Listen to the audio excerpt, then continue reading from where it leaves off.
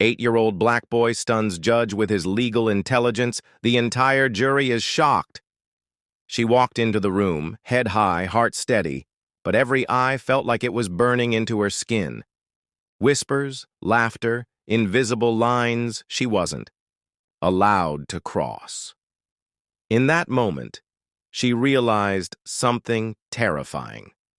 This wasn't just a bad day. Something far darker was unfolding, something that would test her courage in ways she never imagined. What would she do when the world turned against her for the color of her skin, and no one she trusted seemed to notice? It was a crisp, quiet morning.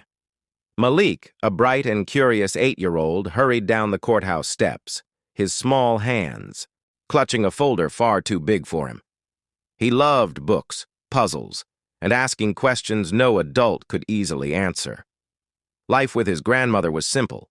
Mornings filled with the smell of fresh bread, afternoons spent reading by the window, evenings listening to her stories about fairness and justice. But that day, as he followed her into the echoing halls of the courthouse, he had no idea he would soon face a world that measured him not by his mind, but by the color of his skin. The corridor buzzed with stern voices and hurried footsteps, but Malik felt something else. Eyes following him, sizing him up.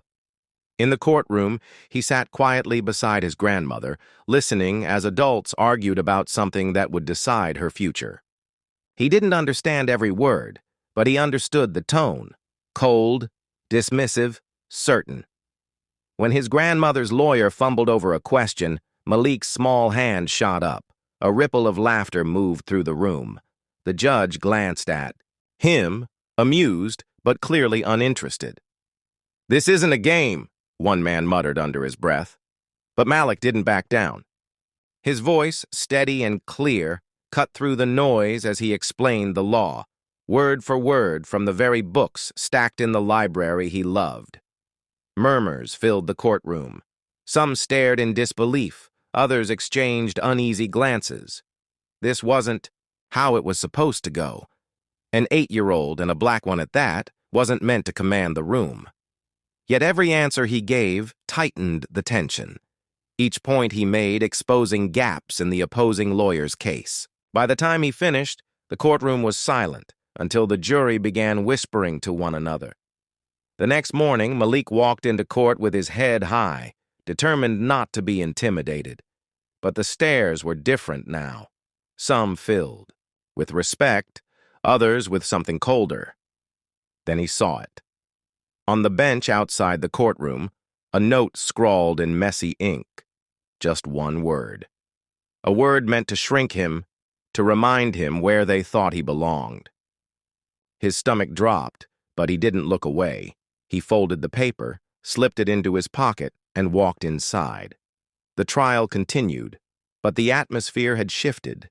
Some people wanted him silenced. Others were listening more closely than ever. Malik didn't wait for permission to speak again.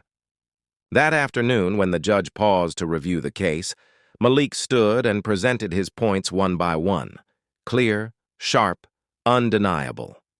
His grandmother watched with tears in her eyes. The opposing lawyer shifted uncomfortably, caught off guard by the precision of a child's reasoning. And when Malik reached his final point, the room held its breath.